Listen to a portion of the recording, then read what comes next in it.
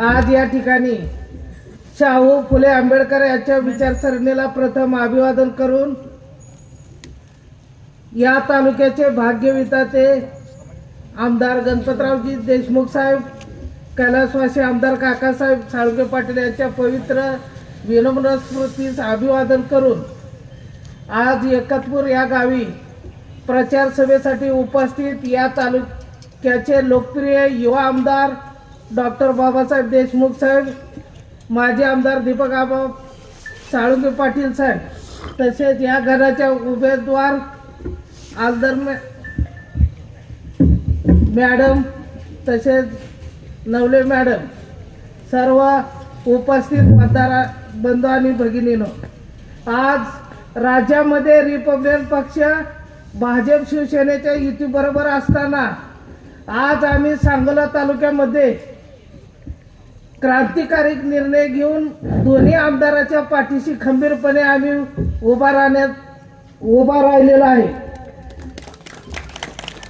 आज सांगायचं म्हणलं तर रिपब्लिकन पार्टी ऑफ इंडियाच्या सर्व कार्यकर्त्यांनी भाजप शिवसेना लोकसभा आणि विधानसभेला उमेदवाराचा प्रचार केला. त्या बदल्यात या भादरानं आम्हाला काही दिलं नाही. उलट आंबेडकरी चळवळ शाहू फुले आंबेडकरांचं नाव घ्यायचं आणि त्याच्या समाजाला दाबायचं काम या माजी आमदाराने केलेलं आहे. त्यामुळं धडा शिकवण्यासाठी आणि या तालुक्यात या गटात राहिलेले विकासाचं स्वप्न पूर्ण करण्यासाठी आम्ही आज पाठिंबा दिलेला आहे. त्यामुळे मी सर्व बौद्ध बांधव आणि भीमनगर मधील सर्वांना सांगणार आहे, आपण येणाऱ्या 7 तारखेला नारळ या चित्रासमोरील बटन दाबून या सांगोला तालुका विकास आघाडीला प्रचंड बहुमताने निवडून द्यावं असं मी रिपब्लिकन पक्षाचा तालुका अध्यक्ष या नात्यानं आवाहन करतो. आम्हाला सांगायच्यासाठी आवर्जून आमदार साहेबांनी या ठिकाणी सांगा म्हणले.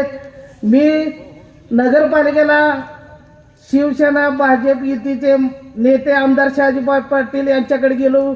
नगरपालिकेला जागा मागितली, रिपब्लिकन पक्षाला जागा द्या म्हणली, त्यांनी दिली नाही. परत रितसर रिपब्लिकन पक्षाच्या वतीनं आमच्या जिल्हा कार्यकारिणी सांगितलं, तुम्ही भाजपचे जिल्हाध्यक्ष शहाजी बापू यांनी पत्र द्या.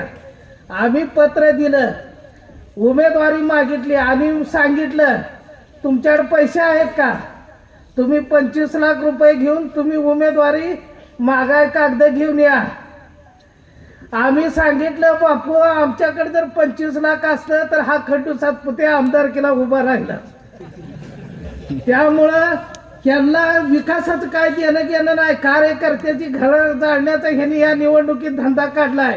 त्यामुळं अशा भूलथापाला बळी न पडता सांगोला विकास आघाडी आमदार साहेबांन आबा या तालुक्याच्या विकासासाठी अहोरात्र प्रयत्न त्यांची पूर्वजापासून या तालुक्याच्या विकासात योगदान आहे. त्यामुळं परत मी एकदा आपल्या सर्वांना आवाहन करतो की येणाऱ्या 7 तारखेला नारळ या चिन्हासमोर बटन दाबून आपण या सर्व उमेदवाराला प्रचंड मतांनी निवडून द्यावं असं आवाहन करतो.